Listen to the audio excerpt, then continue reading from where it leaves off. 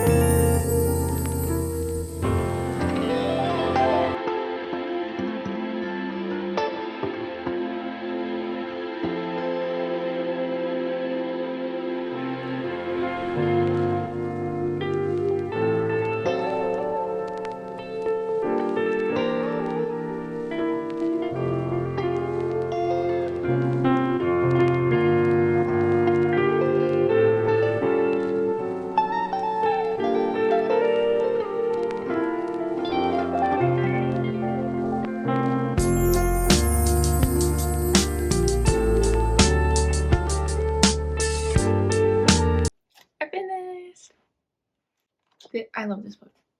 I knew, like, it's a classic. I knew I was gonna like it. But obviously it is like, it was, what did it say it was written? Like 1843. So like, it is as sometimes like, so some of the lines of the words, I'm like, huh? Kind of hard to understand some things. But mostly overall, just, it's a great book to read during Christmas time because that's literally what, Christmas Carol, literally what it's all about. But I think it's great to like reread this every Christmas time, which I might do because I feel like it just really like reminds you what's important during this time. Yes, giving gifts, getting things, it's fun, but like the main thing is to spend time with your family. It doesn't necessarily is about things, you know? Also really liked in here the idea of second chances. I believe everyone deserves a second chance. Scrooge deserves a second chance to better himself and become a better person and fix his regrets or wrongs. And yeah, and I think everyone should get an opportunity to better themselves. And Scrooge took that and it ended up good. And Tiny Tim does make me want to watch the Muppet Christmas Carol. I really want to watch that now. Like, who doesn't love the Muppets? They're so good. But yeah, I'm definitely excited to watch a movie adaptation this Christmas time of this so I can fully get the Christmas Carol vibes. And yeah, I thought it was really, really interesting that he had the, what was this? I don't know how to pronounce it. Stave? Stave is how I would guess to say it. Instead of chapters. And when I looked it up, it said something about like it's actually something to do with music or poetry. And I thought that was really cool and unique, something different. I think it's a really quick read and just one of those books that like gets you into the time of year. You know, like this just made me want to be like, oh, like I just want to spend time with my family. I want to, pretty soon I think I want to bake some more cookies for my family because that's what I do to show my love is I love to bake goods. A lot of cookies, bake a lot of cookies. Yeah, so I think I might be doing that soon. Oh, there was one line I wanted to read that I was like, this is the line, isn't it? I will honor Christmas in my heart and try to keep it all the year. I will live in the past, present, and the future. The spirits of all three shall thrive within me. I will not shut out the lessons that they teach. Mm, mm. That's good. That's good. Mm, mm. I think also another good message in here that like you just never know what someone's going through in their own personal life. You know, not everyone advertise everything that's going on in their life. So I thought that was good that like, you know, what was his name? Bob? I think it was Bob. He like never advertised that Tiny Tim was sick or injured. I forget which one. I think he was sick. He never advertised that Tiny Tim was sick. So I feel like this just reminds you like to be kind. Be kind. Everyone show a bit of kindness this holiday season. I did feel like in this they didn't really like they talked about the nephew and Tiny Tim, which obviously those are classic characters I remember. Oh, and his business partner who dies. What was it again? Marley? Chicken Marley.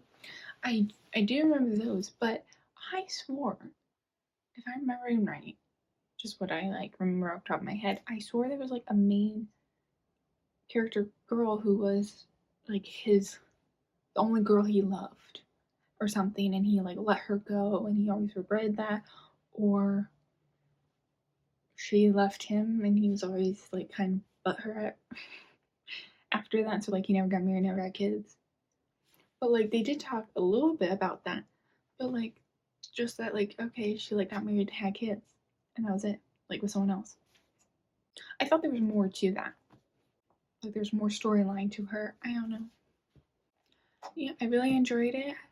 Highly recommend if you want to get into the Christmas spirit. Don't be a Scrooge. Don't be a Scrooge. And yeah, I think I'm gonna lend this to my mom or sister, whoever wants to read it next. And yeah. Also, completely random, but I want a nightcap. He wears, you know, his like nightgown, his cap with like the little ball at the end. I want that. I want that. Like it's a look. It always cracks me up too. It's like at the end where like he's like being all nice and happy and like a brand new person. Everyone's like, "You good? You okay? You feeling okay?" Because like you were like a jerk. Literally yesterday, you were a jerk. So like, what happened? Because I know that nephew was like when he came over for dinner, he was like, "Am I dreaming? Did he really just come for Christmas dinner? What?" But yeah. So what word was it that I really liked? Obviously, he says bah humbug, classic. But then what was the other word that he kept saying? Oh, I think it was like when instead of thank you or thanks, he said like thank you. And now I want to say thank you all the time. Thank you. Very descriptive, very interesting. Also, like, it amazes me that this was released or written in 1843. Can you believe that? 1843? And also, like, how, like, it just shows that, like, so many things can stand the test of time, you know?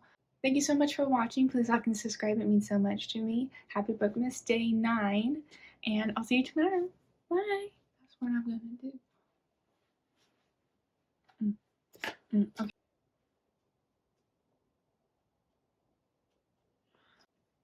I may stop talking because I'm tired. I'm really tired and I really want a bagel. So I think I'm gonna go make myself a bagel now.